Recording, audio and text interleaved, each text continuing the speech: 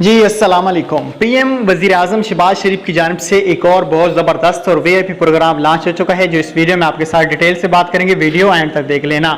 बिजली बचाने के लिए वजीर आजम का पंखा तब्दीली प्रोग्राम के तहत दरखास्तों की वसूली का आगाज हो चुका है। प्रोग्राम के तहत सार्फिन के पुराने पंखे तब्दील कराने के लिए 10,000 से लेकर 3 लाख तक बिला सूद कर्जे की रकम पंखे इंस्टॉल करवाने के लिए हासिल की जा सकेगी। पंखों की रकम 18 माह के अक्सान किस्त पे अदा माहाना बुनियादों पर बिजली बिलों के साथ अदा करना होगी। सारिफ का पुराने पंखे उतारने पर हुकूमत की तरफ से 1500 रुपए दिए जाएंगे, जबकि कम बिजली वाले पंखे इंस्टॉल कराने के लिए 10,000 रुपए दिए जाएंगे और सारिफ को अदा करने होंगे। बाकी रकम बिजली बिलों के साथ माहाना अदा करनी होगी। पाकिस्तान के हर शहरी दुरुस्त शिनाख्ती कार्ड, सेम नाम, बिजली मीटर का लाजम होना है।